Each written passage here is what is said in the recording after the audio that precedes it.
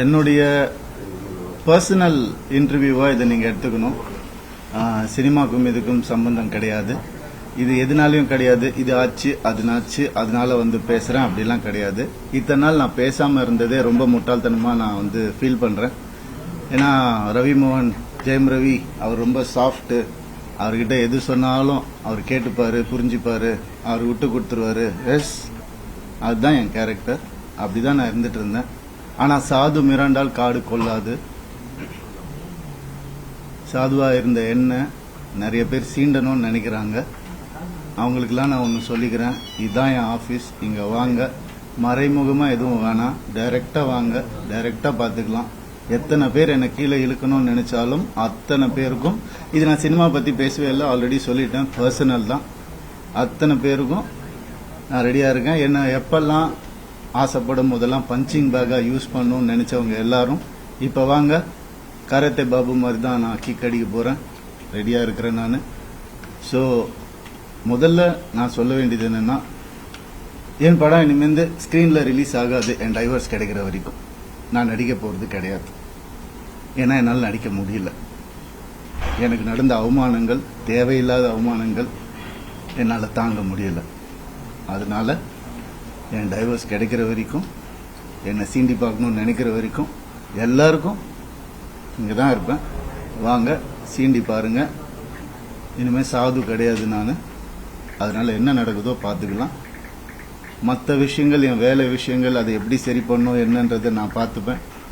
இவ்வளோ நாள் என் கூட நின்ன உங்க எல்லாருக்கும் ரொம்ப ரொம்ப நன்றி. என்னைக்கு என் டிவோர்ஸ் கிடைக்குதோ, என்னைக்கு என் பர்சனல் லைஃப் சரியாகுதோ, என்னைக்கு இந்த சைபர் புல்லிங் எல்லாம் நிக்குதோ, எல்லாத்தையும் நான் பார்த்துட்டு தான் இருக்கிறேன். எல்லாம் எனக்கு வரும். எனக்குன்னு இருக்கிற ஒரு சில டீம் இருக்காங்க. மற்றவங்கள மாதிரி 25 பேர் கொண்ட குழுவெல்லாம் எனக்கு கிடைக்காது. நான் யாரையும் பர்சனலா யாரையுமே நான் சொல்லலை. ஏன்னா இது மற்ற ஹீரோஸையோ இவங்களையோ அவங்களையோ எதுவுமே கிடையாது. சினிமாவுக்கும் இதுக்கும் சம்பந்தமே கிடையாது. இது என்னுடைய பர்சனல் லைஃப். 23 வருஷம் ராத்திரி பகலுமா நான் வேலை செஞ்சிருக்கேன். 95% of my movies are successful. இதெல்லாம் நானே சொல்லிக்கணும்னு நினைக்கும் போது எனக்கு கொஞ்சம் கேவலமாக தான் இருக்குது.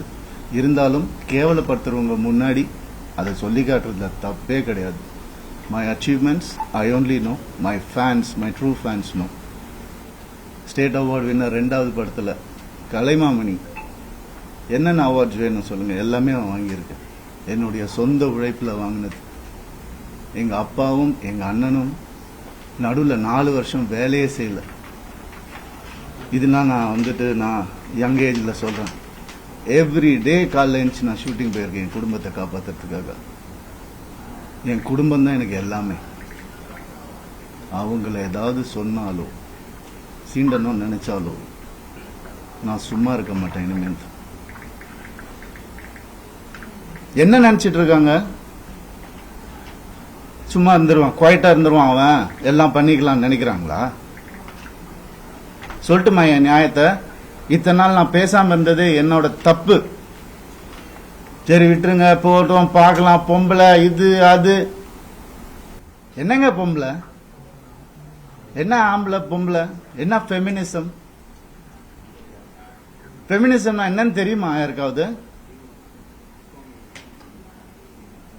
ரேப்புக்கு அகைன்ஸ்டா படம் எடுத்தவன்னா படம் ஓடுமா இல்லையான்னு தெரியாது. இதை எப்படி எடுக்கணும்னு யாருக்கும் தெரியாது. கண்டிப்பா தேவைன்னு சொல்லி அந்த படத்தை நான் எடுத்தேன்.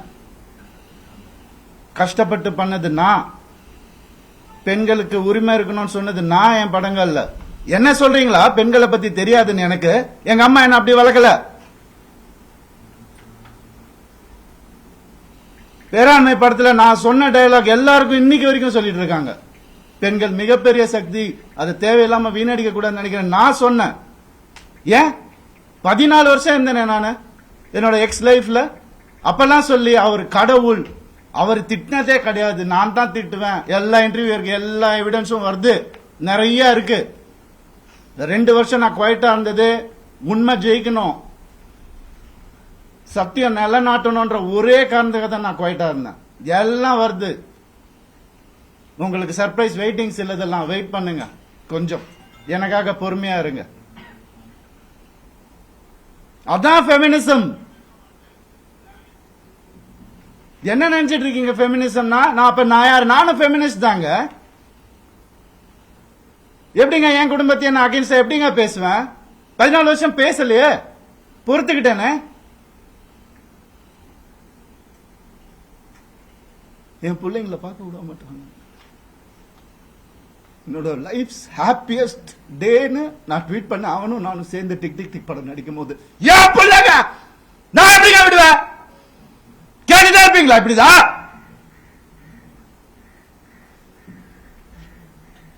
50 லட்சம் ரூபா தெரியுமா? 2 பேர் ஸ்கூல் ஃபீஸ். எத்தனை வருஷம் நான் கட்டி பார்த்துட்டு இருக்கேன். அவங்களுக்கு நல்ல லைஃப் கிடைக்கணும்னு. குழந்தைங்க பத்தி, என் பாசத்தை பத்தி பேசாதீங்க. உங்க யாருக்கும் எதுவுமே தெரியாது. டெய்லி நைட் உட்காந்து அவன் செஸ் கத்துக்கிறான். என் சின்ன பையன் டெய்லி உட்காந்து விளையாடுவான். அவன்கிட்ட தோத்து போவேன் நான். என்ன சொல்றீங்களா? குழந்தைங்க மேல அன்பு இல்லைன்னு பார்க்க விட மாட்டாங்க. போன் கான்ஃபிஸ்கேட் பண்ணி வச்சிருக்காங்க. ஸ்கூலுக்கு பாடி கார்டு அனுப்புறாங்க. என் பசங்க பார்க்கணும் இந்த வீடியோவை. தெரிச்சு தானே ஓடி வந்தேன் நான். அந்த லைஃப் பிடிக்கலன்னு இத்தனை நாள் இருந்தால அப்பெல்லாம் தெரியலையா? நான் அப்பெல்லாம் பார்த்துக்கல. எவ்வளவு கோடியில வீடு என்ன கேளுங்க போய் வெளியில. ஈஸியாரே சொல்லும். யாருக்காக? எல்லாம் அவங்களுக்காக தான் நான் பண்ண. இருக்கும் போது பாத்துக்க முடியலன்னா இல்லாதப்ப மூடிட்டு இருக்கணும். ஒரு குழு அமைச்சு இவங்களை இப்படி காசு கொடுத்து இவங்களா அப்படி எனக்கு தெரியாத அதெல்லாம் பண்றதுக்கு பிறந்து வளர்ந்தவன் சொல்லி கொடுத்ததே நான் தான். ஏன் தெரியுமா? நான் திரும்பி வந்தேன் 6 மாசம் நான் காணாம போயிருந்தேன். வேணாம் தேங்க்யூ. இது ஃபெமினிசம். என்கிட்ட கேக்குறாங்க எப்படி அவன் வரான் பாத்துடலாம் ஷூட்டிங்க்கு. ப்ரொடியூசர் ஆக்குனதே என்ன? என்கிட்ட கேக்குறாங்க. யாராவது பாத்திருக்கீங்களா? குடும்பமா ஒரு எக்ஸ் குடும்பம் வந்து இன்டர்வியூல வர்றது யாராவது பாத்திருக்கீங்களா? எனக்கே தெரியாது. சர்ப்ரைஸ் தான். வந்து ஏன் மாப்பிள்ள, ஏன் இது, ஏன் அது, எதுக்கு? நான் பாட்டுக்கு தானே இருந்தேன். அப்படியே போயிருக்கலாமே. எதுக்கு சுரண்டி சுரண்டி சுரண்டி ரத்தம் வர்ற அளவுக்கு உயிர் போற அளவுக்கு சுரண்டுனா என்னங்க பண்றது ஒரு மனுஷன்? எனக்கு இப்படிலாம் பேச தெரியாதா?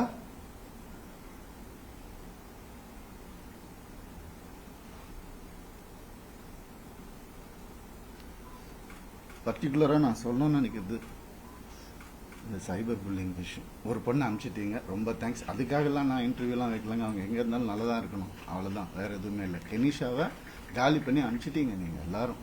சைபர் புல்லிங் உங்களெல்லாம் நான் சும்மாவே விட போறது இல்லை. என் அண்ணனுக்கு நடந்ததுனால, தம்பிக்கு நடந்ததுனால நான் இதான் பண்ணுவேன். ஏன்னா நான் யாருன்னு தெரிஞ்சவங்க சில பேர் மட்டும்தான். நான் உண்மையா யாருன்னு தெரிஞ்சவங்க எனக்கு சப்போர்ட் பண்றவங்க. எந்த ஹீரோவாது இன்னொரு ஹீரோவை பத்தி சொல்லுவானா அவன் மனசால கூட யாருக்கும் கெடுதல் நினைக்க மாட்டான். என் கார்த்தி சொன்னான். நான் யார் பேரையும் எடுக்க விரும்பல. நண்பன் பிரபுதேவா சார் சொன்னார். ஐசிர் சார் காப்பாத்தினார் எனக்கு. கொஞ்ச நாள் வீட்டை விட்டு நான் எதுவுமே இல்லாம வந்தவன் நான். இப்ப நான் வாடகை வீட்டுல இருக்கிறேன். அவங்க எல்லாம் நல்லா இருக்காங்க. நான் கோடிக்கணக்கான காட்டின வீட்டுல நல்லா தான் இருக்கு. எனக்கு தெரியாதா? வெளியே போன்னு சொல்ற எவ்வளவு நேரம் ஆகும் எனக்கு? என்னங்க இதெல்லாம்? ஒரு மனுஷனை நிம்மதியா வேலை செய்ய விடாட்டி எப்படிங்க?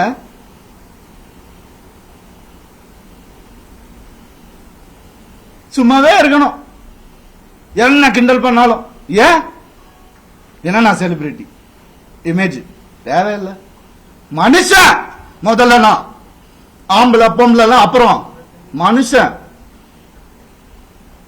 ஒரு மனுஷனுக்கு ஒரு கஷ்டம் வரும்போது அப்ப மட்டும்தான் தெரியும் அவன் கூட யார் இருப்பாங்க. அப்படின்னு என்ன பண்ணுதாங்க கெனிஷா. எப்படி வளர்ந்தவங்க தெரியுமா அவங்க? அவங்க வீடியோ போட்டா அதுல ஒரு சைபர் புள்ளி. ஒரு பொண்ணு என்ன புரிஞ்சுக்கிச்சு. ஏன் பார்க்காத ஹீரோயினாங்க. என் வேலையே அழகான பொண்ணுங்க கூட தான் நடிக்கிறது. அதே என் வேலையே. எப்படி ஆளுங்க இங்க போயிட்டாங்களா? இத்தனை வருஷம் சொல்ல அவங்களுக்கு ஒரு ரீசன் தேவை. எதுக்கு போறான்னு தெரியல. இதை புடி போய் எவிடன்ஸ் கிரியேட் பண்ணு, இது பண்ணு, இன்வெஸ்டிகேட்டிங் ஆபீசரை கூப்பிடு. வரும், எல்லா ப்ரூஃப் வருது, எல்லாம் வரும், ஒவ்வொன்னா வெளியே வரும். அவங்க குடும்பத்திலிருந்தே வரும், அவங்க குடும்பத்திலிருந்தே நிறைய பேர் என்கிட்ட கான்டாக்ட். உனக்கு எதாவது வேணும் நான் சொன்ன, நான் வந்து வாயை பொத்திக்கிட்டு வேண்டாம், தேவையில்லை, நான் ஹேண்டில் பண்ணிக்கிறேன். ஒரு நாள்ல என் டைவர்ஸை நான் முடிச்சிருப்பேன். நான் பசங்கன்றதுக்கு ஒரு கால வாயை மூட்டு இருந்தேன். நான் என்னெல்லாம் அந்த போய் கேட்டு பாருங்க, அந்த வீட்டுல என்னெல்லாம் நடந்திருக்குன்னு ஊருக்கே தெரியும். அந்த வீட்டுல என்னெல்லாம் நடந்திருக்குன்னு எங்க அப்பா அம்மா கையெடுத்து காலில் ஊந்து கேட்டாங்க, என்ன வேணாப்பா அந்த குடும்பம்னு சொன்னாங்க. எனக்கு அச்சதை போடும் போதே இப்படிதான் போட்டாங்க, நாசமா போன்னு தான் போட்டாங்க மேல. சொன்னதை கேட்க மாட்டேன். இன்னைக்கு நடந்துருச்சு. எத்தனை நாள் வேலை செய்யவில்லையா, அதான் ஃபெமினிசம் அவர் தான் சொன்னார், வேலை செய்யவில்லைன்னு. சரி, ஏன்னா அப்பா அம்மா வந்துட்டு வேலையெல்லாம் எதுக்குப்பா நீ தான் சம்பாதிக்கிற அப்படிலாம் சொன்னாங்க. சரி, வீட்டை விட்டு வெளியே வந்துட்டோம். அப்பயாவது கேட்க வேண்டியது என்ன, ஃபெமினிஸ்ட் இருந்தா என்ன பண்ணணும், நான் போவேன் வேலைக்குன்னு சொல்லியிருக்கணும்ல. என்ன நினைச்சிட்டு இருக்காங்க எல்லாரும். இதுல வேற ஒரு சப்போர்ட் அவங்களுக்கு, அந்த இது பேர்ல எடுக்கக்கூடாது, கேஸ் வரும். புரியுது எனக்கு, ஆல்ரெடி 100 கேஸ் இருக்கு என் மேல, ஆல்ரெடி கடன் இருக்கு, எல்லாமே இருக்கு என் மேல. வந்தவன கூட நிம்மதியாக வாழ விடாட்டி ஒரு ஒரு ஒரு சின்ன ஒரு சின்ன ஒரு ஒரு அன்பு இருந்திருந்தா எதுக்கு வந்திருப்பான், ஏன் வந்திருப்பான், யாராவது யோசிச்சு பாத்தீங்களா? நான் இப்படி பேசணுமா? இத்தனை வருஷம் நான் கஷ்டப்பட்டு வாழ்ந்து என் மேல ஒரு பிளாக் மார்க் இல்லாம 23 வருஷம் எவனாவது இருக்கானா கேட்டு பாருங்க. 23 வருஷம் எப்படின்னே புரியல எனக்கு. எப்படி ஏன் நிம்மதியா இருக்க விட மாட்டீங்க எனக்கு புரியல. என்ன தப்பு நான் செஞ்சேன்? லீகலா தான் தப்பு செஞ்சேனா நானு? இல்ல. எப்படி 45 வயசுல எப்படிங்க அந்த அழகு பின்னாடி ஓடுற, என்னங்க பேசுறீங்க?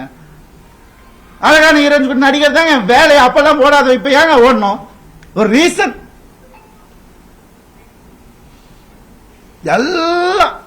எல்லாத்தையும் கொடுத்துட்டானா அவங்க கையில். அதான் எனக்கு தெரிய தப்பியா, நம்பிக்கை, ட்ரஸ்ட், என் லைஃப், இது எல்லாத்தையும் கொடுத்துட்டான். அப்படியே எனக்கு ஒரு அக்கவுண்ட் கூட கிடையாது என் பேர்ல, தெரியுமா உங்களுக்கு? ஒரே அக்கவுண்ட் தான் எனக்கு இருந்துச்சு, ஜாயிண்ட் அக்கவுண்ட், எக்ஸ் ஃபேமிலியோட. எங்க சொன்னாலும் ஸ்வைப் பண்ணாலும் உடனே போய் என்ன எதுனால என்ன ஏன் இவ்வளவு, நான் தானே சம்பாதிக்கணும். ரொம்ப அநியாயம் நடந்திருக்கு எனக்கு. எனக்கு ரொம்ப அந்த வீட்டில் ரொம்ப அநியாயம் நடந்திருக்கு, சொல்ல முடியாத அளவுக்கு அநியாயம் நடக்குது. அதனால தான் நான் வாங்கி விட்டேன். அசிங்கமா, ஏன் என் நேச்சர் அப்படி.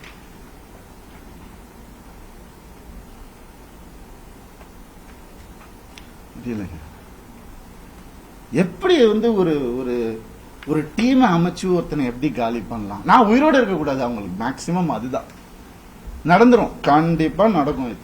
ஆனா நான் எல்லாரையும் முடிச்சிட்டு தான் நான் போவேன், சந்தோஷமா போவேன், சிரிச்சிட்டே தான் போவேன். ஆல்ரெடி எல்லாம் ஸ்டார்ட் ஆயிடுச்சு, ஃபோக்கஸ் பண்ணிக்கோங்க. I started hurting myself. என் குழந்தைங்களை என்ன பார்க்க விடல. I started hurting myself. தான் இந்த கை பார்த்துக்கோங்க, நார்மலா இதுதான் நடக்கும். அதான் உங்களுக்கு வேணும். I gave into everything, not anymore. வர சொல்லுங்க, மொத்த ப்ரூஃபும் இருக்கு என்கிட்ட. வர சொல்லுங்க, தேடி என்ன வேணா நடக்கட்டும். சாரிங்க, நான் நடிக்க மாட்டேன். ஸ்கிரீன்ல எப்ப என் படம் வரும் எனக்கே தெரியாது. எனக்கு சப்போர்ட் பண்றவங்க சப்போர்ட் பண்ணிட்டு தான் இருக்காங்க. அதனால அவங்க எல்லாரையும் சாரி சொல்லிக்கிறேன். தயவு செஞ்சு வேண்டி கேட்டுக்கிறேன், என்னோட இந்த டெசிஷனை அப்படியே விட்டுருங்க. என்னால் வேலை செய்ய முடியல. நான் என் பர்சனல் லைஃப்பை க்ளீன் பண்ணிட்டு எனக்கு என்ன இமேஜ் இருந்ததோ அதை நான் காப்பாற்றிக்கிட்டு நான் கண்டிப்பாக திரும்பி வருவேன். அது கடவுள் கையில் இருக்கு. இது எவ்வளோ சீக்கிரம் முடியுமோ நான் சீக்கிரமாக முடிச்சிடுறேன்.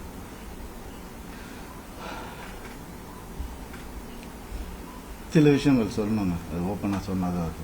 இந்த 3 லெட்டர் நடிகை இருக்காங்க, நான் சொன்னல ஆல்ரெடி நிறைய கேஸ். அவங்க பேரை சொன்னால் அவங்களும் என் பேரை தெரியாமல் என்னை வந்து அட்டாக் பண்ணுறாங்களாம். இட்லி நடிகை, அதையும் சொல்லிடுறேன் நான். 3 பேர் ஹீரோஸ் என்கிட்ட, பெரிய ஹீரோஸ், அவங்க ஜென்ரேஷன் ஹீரோஸ் வந்து என் குடும்பத்தை கெடுக்க வந்த இவாவை அசிங்கமான வார்த்தையில் சொன்னாங்க. நாசமாக போயிருக்கும். 3 பேரோட வாழ்க்கையை கெடுக்கிறதுக்கு ரெடியாக இருந்த அந்த ஒரு பொம்பளை என் லைஃப் பற்றி பேசுகிறாங்க. ஆனால் வேற ஏதாவது பிரச்சனை வந்து அப்படியே நான் ஃபெமினிஸ்ட், நான் இப்படி ஆயிடுவேன்.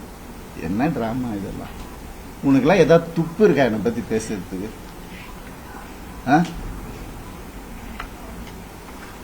எப்படி இப்படிலாம் மனுஷங்க இருக்காங்கன்னு புரியல. நான் யாரு, நீ யாரு? பர்சனல் லெவலில் டச் பண்ணது. என்னோட நல்லா நடிப்பியா? நடிச்சுக்கோ. ஐயோ காலில் நானே உழுறேன். அவார்டு வாங்குற வாங்கிக்கோ. பர்சனல் லைஃப்ல மனுஷன் இவன் தப்பான மனுஷன் அதாவது பேசின நீ இன்னொரு தடவை உனக்கு என்ன அறிகதை இருக்கு பேசுறதுக்கு? நீ என்ன பெத்தியா எல்லாரையும் வந்து? இல்லாடி ரத்தம் வந்தி வந்துட்டு இருக்கேன். எனக்கு பிளாக் மேஜிக் பண்ணிட்டு இருக்காங்க. எனக்கு நான் இருந்தப்பவும் பண்ணிட்டு இருந்தாங்க. அவன் பேச்சை கேட்கணும்னு அப்படியே பொட்டி பாம்பு மாதிரி வச்சிருந்தாங்க. எனக்கு தெரியுது, நான் தெரியாம இல்லை. அதான் அப்பா அம்மா கொடுத்த அறிவு தெரியுது. ஆனா அப்பா அம்மா வளர்த்த நேச்சர் என்னை காலி பண்ணிட்டே இருந்துச்சு. இத்தனை வருஷம் முதுகுல குத்துறாங்கன்னு தெரியும், அவங்க எனக்கு தெரியாதுன்னு நினைச்சிட்டு இருக்காங்க. எவ்வளவு நாள் நானும் மாறிடுவாங்க, கடவுளை வேண்டிக்கிறேன், இப்படி ஆயிடும். நான் என்னதான் பண்ணேன்? வேலைக்கு போறேன் வரேன். ஒரு நிம்மதி இல்லைன்னா என்ன பண்றேன்? ஒரு மரியாதை இல்லைன்னா என்ன பண்றது? வீட்டுல அவ்வளவுதானே கேட்கறேன். நான் பேசிக் தானே கேட்கறேன். இதுல என்ன ஆம்பளை பொம்பளை எனக்கு புரியல. சீக்கிரம் குத்துங்க வாங்கிக்கிறேன் நானு. அப்படிதான் என்ன இப்ப நான் வேலைக்கு போயிடுறேன் நானு.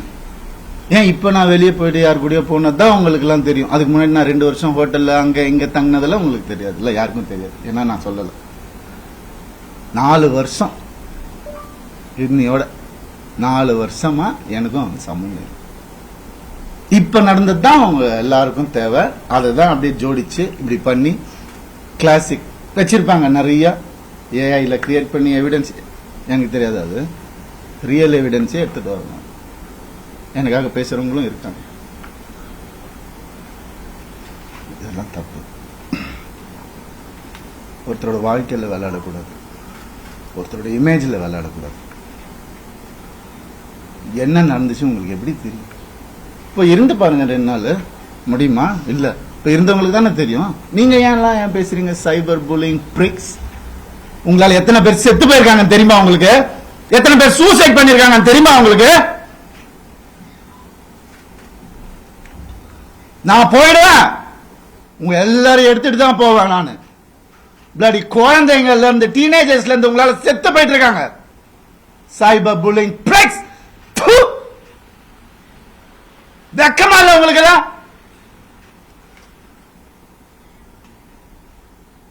என்ன நினைச்சிட்டு இருக்கீங்க?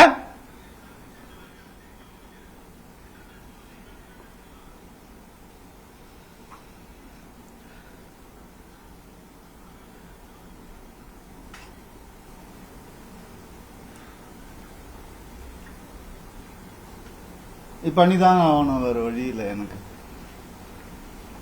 யாரு தான் சொல்லுவா அப்புறம் என் கதையை? அம்மா அப்பாவும் சொல்ல மாட்டாங்க. அண்ணன் ஏன்னா அவங்க முன்னாடியே சொல்லிட்டாங்க, எல்லாம் சொல்லிட்டாங்க. நான் கேட்கல. நிறைய அநியாயங்கள் நடந்திருக்கு எனக்கு. டே 1ல இருந்து அவங்கள கை அறுத்துக்கிட்டு தான் என்ன கல்யாணம் பண்ணாங்க. பிளாக்மெயில் மேரேஜ் தான் இது. பாருங்க வேணா போட்டோஸ். இன்னைக்கு என்னைய பண்ண வச்சிட்டாங்க. அதான் நடக்கும். ஒரு டெத் விஷ் வாங்கிட்டு தான் நான் இத்தனை வருஷம் உட்கார்ந்துருந்தேன். வெளியே வந்து இந்த லாஸ்ட் 2 வருஷம் தான் ஒரு மனுஷனா காத்து வாங்குறது கூட நான் என்னால என்ஜாய் பண்ண முடியுது. ஒரு மனுஷன் என் கூட இருந்த எல்லாருக்கும் தெரியும். இன்னைக்கு யாரெல்லாம் என் கூட இருக்காங்களோ அவங்க எல்லாருக்குமே தெரியும். இப்படி அதுக்குள்ள 2 வருஷம் கல்யாணம், வீட்டை விட்டு பிரிச்சு கூட்டு வந்துட்டு இங்க வந்துட்டு வீடு கட்டணும், இது கட்டணும், அது இங்க வேலைக்கு போவோம், அங்க வேலை, யாரு காசு கொடுத்தாலும் வாங்கிக்கோ, நமக்கு இதுதான் முக்கியம். அது என்ன அதுல 3 படம் எனக்கு போச்சு, ஃபெயிலியர் ஆயிடுச்சு. ஏதோ பண்ண அவங்க வீட்டோட ப்ரொடக்ஷன் ஒரு படம் முடியறதுக்குள்ளே இன்னொரு படம் டேட். அப்ப நான் வெளியே படம் பண்ண தேவையில்லை. கம்பெனி ஆர்டிஸ்ட் நான். அப்படியே என்ன சீரியல் ஆர்டிஸ்ட் மாதிரி உள்ளே வச்சு என்ன இது பண்ணுவீங்க. அதுல இருந்து நான் வெளியே வரக்கூடாது. நான் படிச்ச விஸ்காமுக்கும் நான் பார்த்த என்னுடைய பிலிம் ஃபெஸ்டிவல்ஸும் ஒரு 5 பிலிம் ஃபெஸ்டிவல் லைஃப்ல நான் பார்த்துருக்கிறேன். அந்த நாலேஜ் எல்லாம் வச்சு நான் எதுவும் கிரியேட் பண்ணக்கூடாது. இதுடே அடங்கி இப்படியே இருக்கணும். அவங்களுக்கு பிடிக்கிற மாதிரி படங்கள், மாசா கமர்ஷியலா. உங்களுக்கு தெரியும் என்ன மாதிரி படங்கள் நான் பண்ணியிருக்கேன்னு உங்களுக்கு தெரியும். சாதாரணமா முடியாது. காசுக்காக பண்ண படங்கள் எதுவுமே இல்லை. இருக்கு, சாப்பிடணும்ல, பண்ணியிருக்கேன். இருந்தாலும் என் ஓன் இன்ட்ரெஸ்ட்ல எவன் ஜாம்பி படம் பண்றான், எவன் ஸ்பேஸ் படம் இந்தியாவில் ஃபர்ஸ்ட் டைம் எவன் பண்றான், எதுக்கு நான் பண்ணணும்? ஓடுமா ஓடாதான் தெரியாது, இருந்தாலும் மெனக்கெட்டு என் ஆடியன்ஸ்க்கு நான் நல்ல ப்ராடக்ட் கொடுப்பேன். அது ஒண்ணுதான் எனக்கு தெரியும், அது ஒண்ணுதான் நான் ஃபோக்கஸ் பண்ணது என் லைஃப்ல. ஏன்னா நீங்க போட்ட சாப்பாடு, நீங்க போட்ட பிச்சை எனக்கு.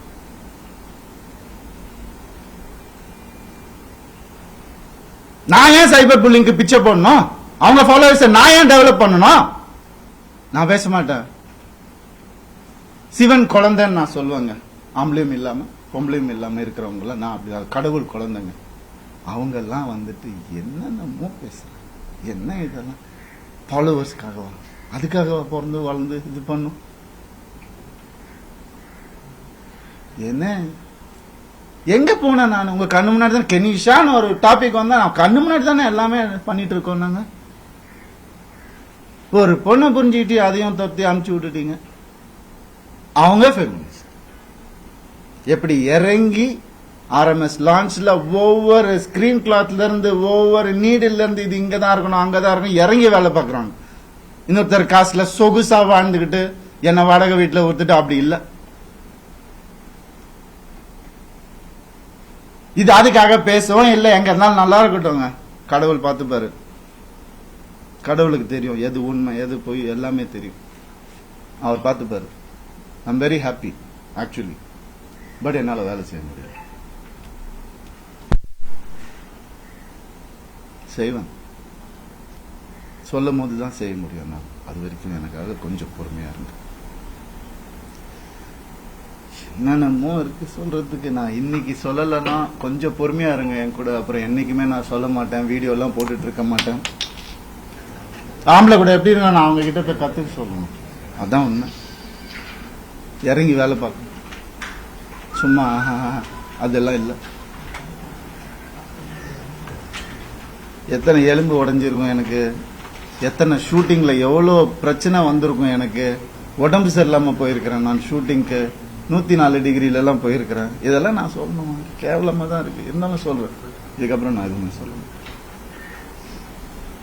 அப்படி கஷ்டப்பட்டு வந்தவங்க நான். பான் வித் சில்வர் ஸ்பூன்ல கிடையாது நீங்க நினைக்கிற மாதிரி. எங்க அப்பா வந்து நான் பிறந்தப்ப நான் போட்டு வீட்டில் தான் பிறந்தேன். ஃபியட் காரு அப்புறம் வாங்கினாங்க ஒன்று, அதுக்கப்புறம் அம்பாசிடர், அதுக்கப்புறம் மாருதி, அதுக்கப்புறம் ஹோண்டா. அப்படிதான் எங்க அப்பா கிட்ட போய் BMW வாங்கணும் நல்ல ஸ்டேஜ்ல இருக்கும்போது போய் கேட்டா அவர் சொன்னாரு 3 சீரீஸ் வாங்கணும்னா 5 சீரீஸ் வாங்கிக்கோப்பா அப்படின்னு சொல்லி சொன்னாரு. இல்லப்பா அது நம்ம பட்ஜெட் இல்லப்பா. எவ்வளவு இருக்கும்? 55 லட்சம் ரூபாப்பா. என்னடா சொல்ற, ஒரு வண்டியாடா அப்படின்னு கேட்டவர் எங்க அப்பா. நாங்க அப்படிதான் வந்தோம்.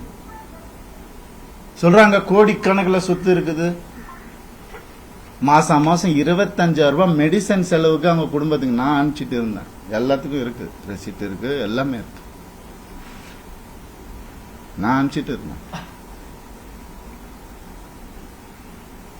என்ன கேள்வி கேட்கறாங்க வந்து உட்கார வச்சு. இந்த நிலைமைக்கு தள்ளிட்டாங்க. ஏன்? நான் வாய் முட்டை இருந்ததுனால. எதுக்கு நான் இருக்கணும்? எதுக்கு இருக்கணும்? தேவையில்லை எனக்கு,